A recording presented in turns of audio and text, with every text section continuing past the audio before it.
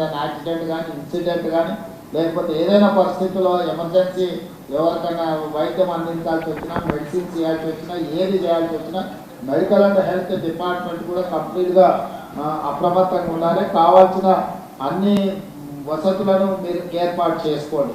అదేవిధంగా చివరగా గ్రేటర్ హైదరాబాద్ అంటే రాచకొండ కావచ్చు, సైబరాబాద్ కావచ్చు, హైదరాబాద్ మేజర్ ఇక్కడనే వర్షాలు నీళ్ళంతా రోడ్ల మీదకి రావడం, దాంతో లోతట్టు ప్రాంతాలు కాలనీలు మునగడం, మనం మూసి పరివాహక ప్రాంతంలో కూడా ప్రమాదాలు జరగడం, గతంలో నాగోలు ఎల్పీ నగర్ ప్రాంతంలో మనుషులు కొట్టుకుపోయిన సంఘటనలు ఉన్నాయి. కాబట్టి పోలీస్ కమిషనర్లు కూడా అక్కడ జనాలను పోకుండా ఎక్కడైతే ప్రమాద స్థాయికి నీళ్లు చేరుకుంటూ అక్కడ ట్రాఫిక్ను ప్రజల్ని పోనీయకుండా ఆపడానికి పోలీస్ ఫోర్సెస్ కూడా పెట్టాలి.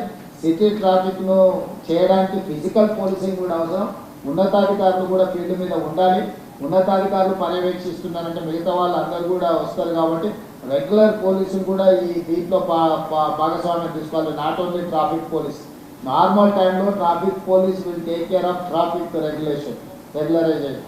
కానీ ఇది స్పెషల్ సిచ్యువేషన్ కాబట్టి regular police, law and order పోలీసులు కూడా ఈ 3 కమిషనరేట్ల కింద అందరినీ అప్రమత్తం చేసి పోలీసులు అందరూ కూడా దీంట్లో ఉండాలి. కంట్రోల్ రూమ్లో కూడా కంట్రోల్ రూమ్ ఇన్ఛార్జ్లకు, కంట్రోల్ రూమ్లో ఉన్న వాళ్ళకు ఎప్పటికప్పుడు సిటీ అంతా ఏ ఏరియాలో ఉందో అత్యవసరమైన పరిస్థితులను ఇచ్చేసుకొని వాళ్ళందరినీ అప్రమత్తం చేసుకుంటూ పోతుండాలి.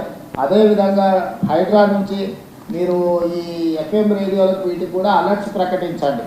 వాళ్ళకి చెప్తే వాళ్ళు ట్రాఫిక్తో పాటు ఎక్కడ అత్యధిక వర్షపాతం ఉంది, ఎక్కడ బ్రిడ్జులు ఉన్నాయి, ఎక్కడ బ్రిడ్జులు లేకపోతే మొత్తము అక్కడ పోవడానికి అవకాశం లేని ప్రాంతాలు ఉంటే కూడా వాళ్ళందరినీ కూడా అప్రమత్తం చేసి రేడియో సమాచారం కానీ టీవీలలో కూడా అలర్ట్ చేయించడం, కొంత కోఆర్డినేషన్, మీడియా కోఆర్డినేషన్. అదేవిధంగా ప్రజల్ని భయపెట్టే వార్తలు కూడా ఎవరైనా ఇస్తే ఐఎన్పిఆర్ కమిషనర్ గారికి కూడా నేను సూచన చేస్తున్నా, మీరు ఒక టీంను పెట్టుకొని ఎవరైనా ఒక భయానక వాతావరణం సృష్టించడానికి తప్పుడు వార్తలు ఎవరైనా ప్రసారం చేస్తే ఇమ్మీడియట్గా ఆ ఛానల్స్ను కానీ వాళ్ళని కానీ మీరు ఇమ్మీడియట్గా అప్రమత్తం చేసి వాళ్ళకి సమాచారం అందించండి.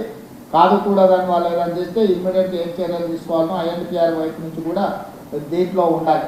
మీరు సమాచారం ఇవ్వనప్పుడు వాళ్ళు ఏదో ఒకటి వేస్తారు.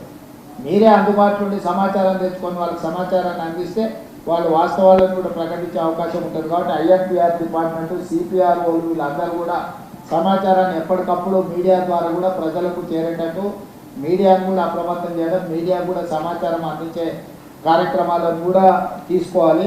వీళ్ళందరినీ కోఆర్డినేషన్ చేయడానికి చీఫ్ సెక్రటరీ గారు, డీజీ గారు, కమిషనర్లు మీరు ఒక గ్రూప్ క్రియేట్ చేసుకొని ఎప్పటికప్పుడు ఆ గ్రూప్లో మీరు డిస్కషన్ చేసుకొని ఇన్స్ట్రక్షన్స్ ఇవ్వడానికి కూడా అవసరమైన దీంట్లో కూడా మీరు ఒక కోఆర్డినేషన్ లాగా ఉండాలి.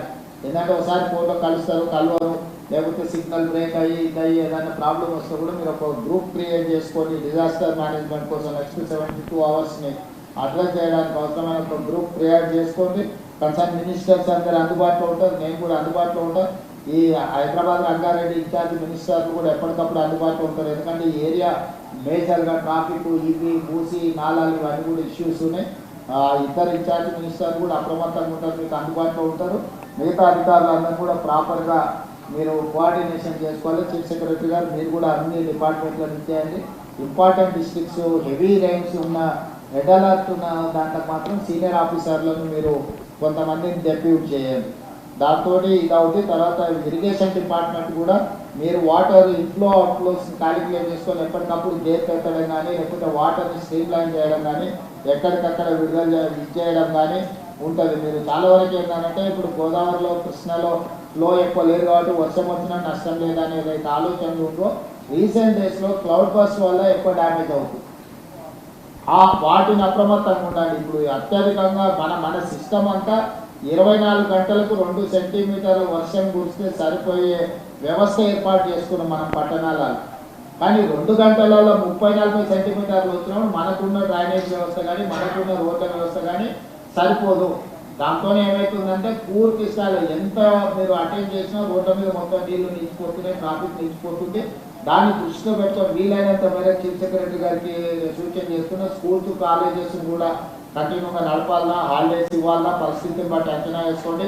అదేవిధంగా ఐటీ ప్రొఫెషనల్స్ కూడా వర్క్ ఫ్రమ్ హోమ్ చేయడానికి అవకాశం ఉంటే వాళ్ళని కూడా అప్రమత్తం చేయండి. వీలైనంత మేరకు ప్రజల్ని రోడ్ల మీదకి రాకుండా జాగ్రత్తగా సేఫెస్ట్ ప్లేస్లో ఉండేటట్టు డిపార్ట్మెంట్ పరంగా అప్రమత్తం చేయండి. మీరు కూడా డిఫరెంట్ డిపార్ట్మెంట్స్, నేను special chief secretary IT and వాళ్ళకు కూడా సంజయ్ కూడా నేను ఇన్స్ట్రక్షన్ ఇస్తున్నా.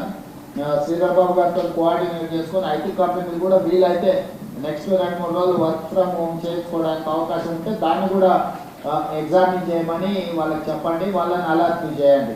సైబరాబాద్ కమిషనర్ కూడా ఆ ఏరియాలో ఐటీ కంపెనీలు టచ్లు ఉంటాయి కాబట్టి వీలైతే సైబరాబాద్ కమిషనర్ గారు కూడా వాళ్ళతో కోఆర్డినేషన్ చేసుకొని వీలైనంత మేరకు వర్క్ ఫ్రమ్ హోమ్ అయ్యేటట్టు చూడండి. దాంతో ఏంటంటే రోడ్ల మీదకి కొంత ట్రాఫిక్ తక్కువ ఉంటే హ్యాండిల్ చేయడం ఈజీ అవుతుంది.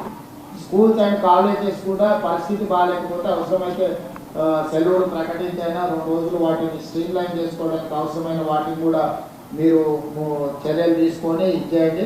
దీని ప్రకారం ఏ చిన్న ప్రాణ నష్టం, ఆస్తి నష్టం, పశు సంపద నష్టం ఎలాంటివి జరగడానికి వీల్లేదు. జంట నగరాలలో పాత భవనాలు ఏమైనా ఉంటే కూడా జనాలు అక్కడ నుంచి ఖాళీ చేయించండి. చాలా పురాతన శిథిలావస్థకు వచ్చిన భవనాలు ఉన్నాయి. ఈ అత్యధికంగా వర్షపాతం ఉన్నప్పుడు కూలిపోయి దాని కింద ప్రజలు చనిపోయే అవకాశం ఉంటుంది కాబట్టి అట్లాంటివి ఏమైనా ఉంటే మీ జోనల్ కమిషనర్స్ని, డెప్యూటీ కమిషనర్స్ని కూడా అప్రమత్తం చేసి ఆ ప్రాంతంలో ఎవరిని లేకుండా ఖాళీ చేయించండి. విద్యుత్ శాఖ కూడా ఇంపార్టెంట్. చాలా వరకు హైదరాబాద్లో వర్షాలు రాగానే చెత్త కూలిపోయి కరెంటు పోల్ల మీద పడి అవి కూలిపోయి కరెంటు పోయే అవకాశం ఉంది కాబట్టి వెంబడే ఆ కరెంటును పునరుద్ధరించడానికి అవసరమైన చర్యలు కూడా తీసుకోవాలి. అవసరం అనుకుంటే జనరేటర్స్ కానీ లేకపోతే మూవబుల్ వెహికల్ మీద ట్రాన్స్ఫార్మర్స్ పెట్టి మూవ్ చేసి రిస్టోర్ చేయడానికి అవసరమైన ప్రణాళికలు కూడా అన్నీ సిద్ధం చేసుకొని రాబోయే 72 గంటలు అందరూ అప్రమత్తంగా ఉండాల్సిందిగా ఆదేశిస్తూ ఈ సమావేశంలో పాల్గొన్న మంత్రులకు, ఉన్నతాధికారులందరికీ కూడా నేను ఈ సూచన ద్వారా ఈ సమావేశాన్ని ముగిస్తున్నాను. ధన్యవాదాలు. Thank you sir. ఒకటే ఒక మాట చెప్పి ముగిస్తాను సార్. ఏంటంటే